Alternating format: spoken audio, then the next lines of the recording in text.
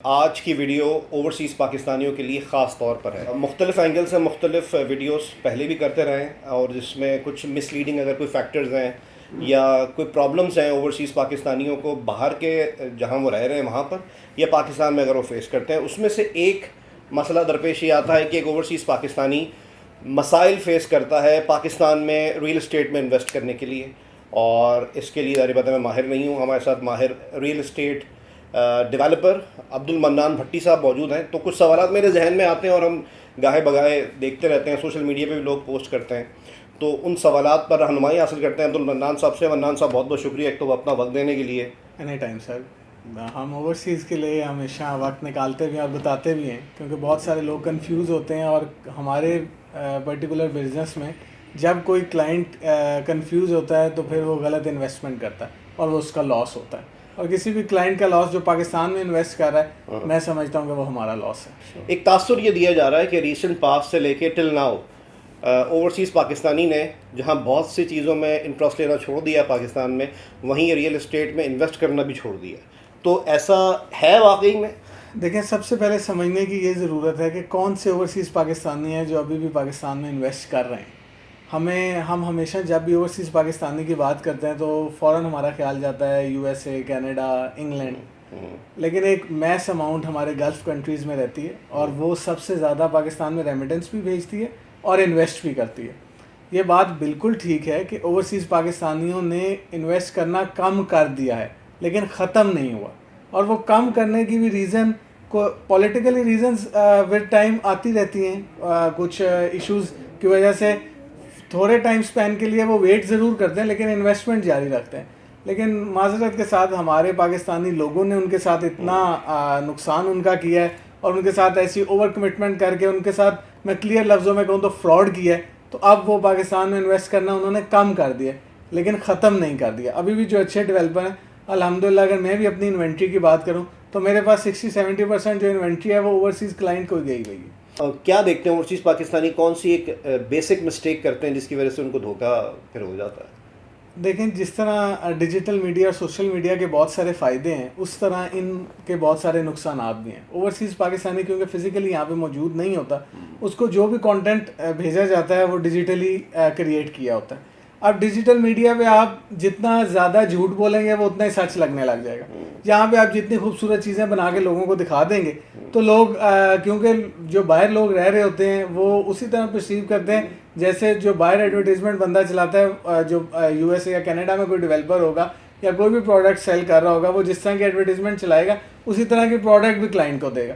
तो उनके दिमाग में, क्योंकि ट्रेनिंग उनकी 7-8-10 साल वहाँ पर रहे होते हैं, तो उनके दिमाग में यही होता है कि जो लोग हमें ये चीज़ें दिखा रहे हैं हमें प्रोडक्ट भी वैसा ही मिलेगा। लेकिन यहाँ पे इशू चेंज होता है। मैं आपको बहुत खूबसूरत बिल्डिंग दिखा दूँ, बहुत खूबसूरत उसमें बने हुए 3D रेंडर्स अपार्टमेंट के दिखा दूँ, लेकिन क्या कोई भी ओवरसीज़ पाकिस्तानी ये कंफर्म करता है कि क्या मेरे पास जगह मौजूद है, क्या मेरा पोर्टफोलियो कितना पुराना है, क्या मुझे ये मेरा पहला प्रोजेक्ट तो नहीं, उसके अलावा क्या मैंने जो भी बिल्डिंग या कोई भी इनिशिएटिव लिया है उसके ऊपर गवर्नमेंट के अप्रूवल्स हैं कि नहीं। तो बहुत सारे फैक्टर्स हैं जिससे आप डेवलपर को या किसी भी प्रोजेक्ट को आइडेंटिफाई कर सकते हैं। दूसरी बड़ी नहीं सही है। अब जैसे मैं कराची की, यहाँ पे ZLDA होती है अथॉरिटी, जी बिल्कुल, कराची में है SBCA, Sindh building control authority. आपको पता है तिजोरी हाइट्स एक बहुत बड़ा प्रोजेक्ट था जिसको बुलडोज कर दिया, फिर वो और भी कुछ थे प्रोजेक्ट्स, उनकी वेरिफिकेशन बाकायदा एक नोटिफिकेशन के ज़रिए SBCA की वेबसाइट पे थी। अब मैं मिडिल ईस्ट में बैठा हूँ, मैं SBCA की वेबसाइट पे गया, मैंने देखा यार ये तो बिल्कुल यहाँ से बिल्कुल लीगल प्रोजेक्ट है, और वो कुछ अरसे बाद डिमोलिश कर दिया हुकूमत ने। ठीक है, तो यहाँ तो फिर हमारे हाथ बन जाते हैं ना, हम किस पे ट्रस्ट करें? सर, हम लाहौर की बात कर रहे हैं या कराची की, किसी भी आप जगह की बात करें, ज़रूर उनकी वेबसाइट पे अप्रूवल्स होती हैं। लेकिन अभी लाहौर में ऐसे मैं डेवलपर्स को जानता हूँ जिनकी LDA की वेबसाइट पे अप्रूवल, अगर आप उनकी सोसाइटी का नाम डालेंगे तो अप्रूवल आ जाएगी। लेकिन सिर्फ आपका फ़र्ज़ ये नहीं है कि अप्रूवल देखें, आप देखें अप्रूवल है कितने एरिया की। अप्रूवल एक डेवलपर के पास 300 कनाल की है, बेच वो 4000 कनाल रहा है, तो वो तो फिर अप्रूव्ड सोसाइटी ना हुई। जो 200-250-300 कनाल के एरिया में आ जाएंगी वो अप्रूव्ड में, जो पीछे वो एक्सटेंशन फ्यूचर एक्सटेंशन कर रहा है। और यहाँ पे बहुत बहुत बड़े डेवलपर ऐसे मैं जानता हूँ जिनके पास प्लेंटी ऑफ लोग इन्वेस्टमेंट कर रहे हैं, उनकी फ्यूचर एक्सटेंशंस में चीज़ें अप्रूव नहीं हुई भी इस बात से, क्योंकि मेरा आपको हमारा ये कोर बिजनेस है और पिछले 40-45 साल से मेरी फैमिली यही कारोबार कर रही है और I am the third generation जो हम इस बिज़नेस में। तो बहुत सारे डेवलपर्स के साथ हमारे करीबी तल्लुकात हैं, लेकिन मैं नहायत अफसोस के साथ आपको बता रहा हूँ कि वो सारे जो हैं फ्रॉड कर रहे हैं और पैसे कमाने की पोंजी स्कीम्स हैं। वो कोई, मैं उनको एज डेवलपर नहीं कहूँगा। तो आप मुझे गाइड करें ना, मैं आपकी बात पे, आपके टाइटल पे, मैं आपको नहीं जानता बिलफर्ज, बिल्कुल सही है। मैं तो आपके पास आया इस वजह से हूँ कि मैंने बहुत से लोगों से आपका नाम सुना कि यार ये लोग जो कहते हैं वो डिलीवर करते हैं, बिल्कुल और ज़्यादा बड़ा क्लेम भी नहीं करते कि डिलीवर नहीं कर पाए। लेकिन जो शख्स बाहर बैठा है वो आपकी कोई यूट्यूब वीडियो या वेबसाइट पे जाके देख रहा है, वो नाम पे ट्रस्ट करे आप पे, काम पे, अगर काम पे ट्रस्ट करना चाहे तो फिजिकली वो आ नहीं सकता, तो क्या करे? सर जैसे डिजिटल मीडिया का फ़ायदा है, आप जिस भी डेवलपर से जाते हैं, फॉर एग्जांपल मेरी आप एग्जांपल ले लें, मैं आपको क्लेम करता हूँ या मेरा कोई भी सेल्स पर्सन आपको क्लेम करता है कि हमने 500 अपार्टमेंट बनाए हैं। आप उसको कहें 500 अपार्टमेंट में से 500 कोई 10 अपार्टमेंट की वीडियो शेयर करें, 500 अपार्टमेंट किस जगह पे बनाया उनकी लोकेशन शेयर करें, उनके कोई हमने पोर्टफोलियो बनाया होगा वो हमसे शेयर करें, और जो हमारा नेक्स्ट प्रोजेक्ट है वो किस लोकेशन पे है, उसकी क्या डॉक्यूमेंटेशन हुई है वो हमसे शेयर करें। और जब एक डेवलपर की वर्थ होती है वो 500-600 अपार्टमेंट बना चुका होता है, तो फिर सिर्फ यही चीज़ें नहीं हैं, उसके अलावा आपको उसकी डिफरेंट बैंक गारंटीज़ वो आपको शो करता है कि यार मेरे पास इतनी बैंक गारंटी है जिससे मैं बिल्डिंग कंप्लीट कर लूँगा, ये प्लॉट जो है ये मेरे नाम पे है। यहाँ पे सबसे बड़ा प्रॉब्लम ये है, हम थर्ड स्टेप पे चले गए। जो लोग दिखाते हैं वो बात ये कर रहे होते हैं हम यहाँ पे बिल्डिंग बना देंगे, उन्होंने अभी तक वहाँ पे प्लॉट नहीं खरीदा होता। हम तीसरे स्टेप पे हैं कि जी वो क्या होगा, आप पहले ये चेक कर लें उसने प्लॉट भी लिया कि नहीं लिया। फिर यहाँ पे बहुत सारा प्रॉब्लम ये है कि जो ओवरसीज़ लोग हैं वो जब भी कोई चीज़ खरीदना चाहते हैं पाकिस्तान में, तो वो अपने किसी फैमिली रिलेटिव को भेज देते हैं, वो फैमिली रिलेटिव उनको फैसिलिटेट नहीं करता। और मैंने ये प्लेंटी ऑफ केसेस देखे हैं, वो फैमिली रिलेटिव हमारे पास आता है और आगे कहता है जी आप मुझे बीच में से कमीशन कितना देंगे। जो डेवलपर उनको ज़्यादा कमीशन देता है वो डेवलपर उस डेवलपर के पास कहते हैं जी ये डेवलपर बहुत अच्छा है, आप यहाँ पे वो आगे रिपोर्ट अच्छे की दे देते हैं, अच्छे की रिपोर्ट दे देता है, वो इन्वेस्टमेंट कर देते हैं और बाद में पता लगता है कि जी जो इन्वेस्टमेंट है वो डूब चुकी है। मैं रियल केस बता रहा हूँ, अगर आप चाहेंगे तो मैं आपको डॉक्यूमेंट्स दिखा दूंगा। हमारे पास एक क्लाइंट है, वो यूके में होता है, उन्होंने मेरे से एक बार मीटिंग भी की और उन्होंने हमसे एक अपार्टमेंट लिया, अच्छी अमाउंट का अपार्टमेंट। उन्होंने लास्टली मुझे फ़ोन किया कहीं से मेरा नंबर लेके, उन्होंने मुझे कहा कि अब्दुल आप हमें अपार्टमेंट डिलीवरी नहीं दे रहे, आपकी डिलीवरी डेट दिसंबर थी। मैंने उनको अपने अकाउंट से चेक करके बताया, मैंने कहा सर आपको 3.5 मिलियन जो है ना वो पेंडिंग है। उन्होंने मुझे कहा मैंने तो अपने भतीजे को, वो उनका नाम नेहाद भतीजा था, भतीजे को मैंने ये अमाउंट तो सितंबर की ट्रांसफ़र की है, अब भतीजा ना उनका फ़ोन उठा रहा है ना मेरा फ़ोन उठा रहा है। अब इसमें उनकी भी कोई गलती नहीं है, मेरी भी कोई गलती नहीं, उन्होंने पैसे भेज दिए थे, मैंने बिल्डिंग कंप्लीट कर दी, लेकिन प्रॉब्लम क्या है वो भतीजा मिल ही नहीं रहा। वो भतीजा पैसे लेके साइड पे हो गया। अब उन्होंने वो दोबारा पैसे देंगे, मैं उनको चाबियां दूंगा, उनको जो अपार्टमेंट 15 मिलियन में पड़ना था वो अब 35 लाख ऊपर चला गया। सही है।